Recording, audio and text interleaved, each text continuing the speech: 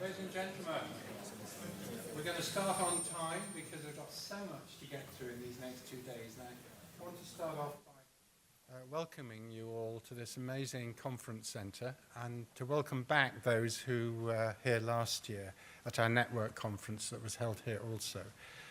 I want to welcome you on behalf of the UKRI, as well as the Met Office, NPL, and the wonderful stakeholders who have helped sponsor this meeting, because we wouldn't be here without their help. And we're incredibly grateful to them. And some of them will be saying things during the meeting here. So this is a meeting where 220 people have registered.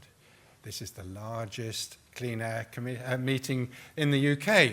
And I think, and I hope you appreciate that all of this would not have been possible had you all not wanted to contribute to it. And we've got a very rich menu, if I could use that term rather than program, throughout the 2 days.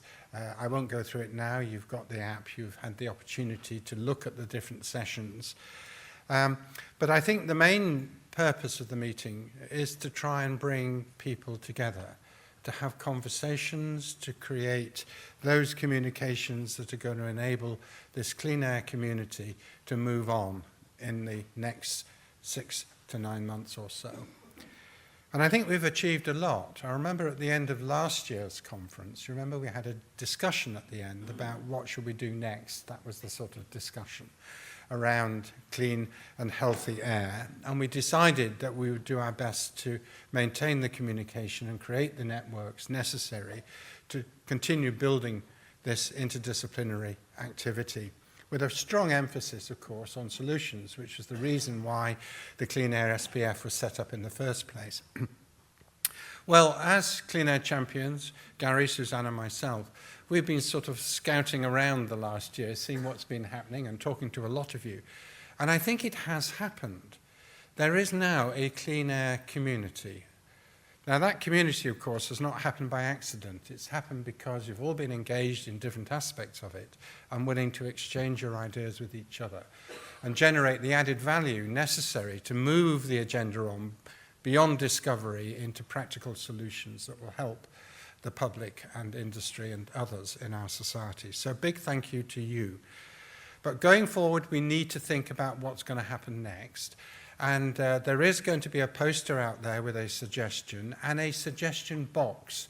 And what we want you to do is to go and look at the poster, go to that suggestion box, which I think is on the registration table, and just write down any ideas you have about what the future might look like.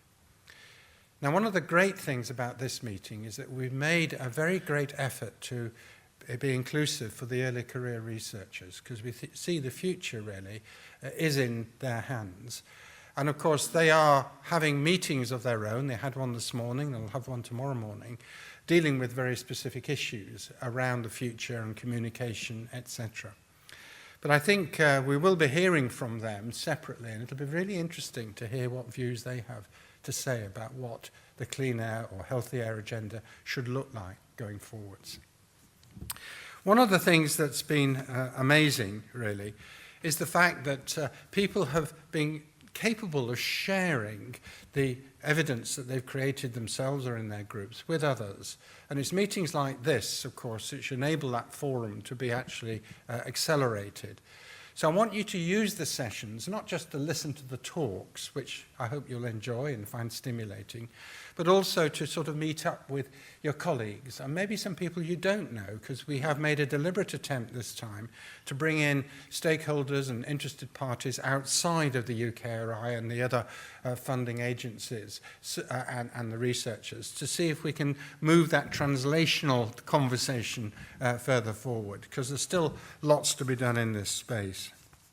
So going forward, I think it's important that we think about the next year or so.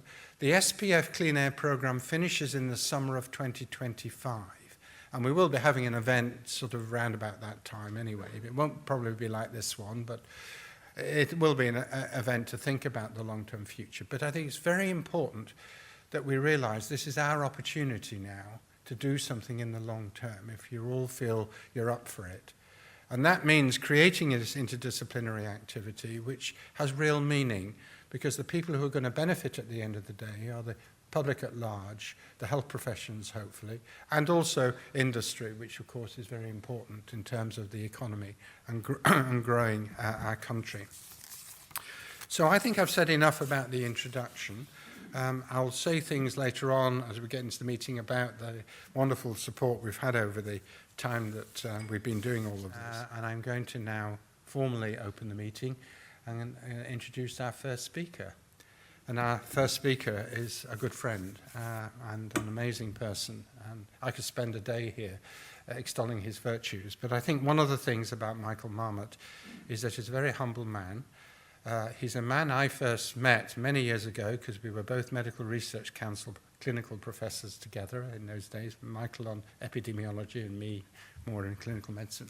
But Michael has done the most amazing things over his 55-odd years of research in epidemiology, with a great focus on inequalities in health in its different perspectives, whether nationally here in the UK and advising the UK government, whether the World Health Organization, or whether spreading much wider than that across the world. And I just asked him, how does he manage to do it all? And he didn't give me a very good answer, but he says he needs to take control of his life again. So that's a great starting point, Michael.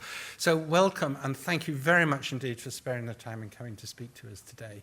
We look forward to hearing what you have to say.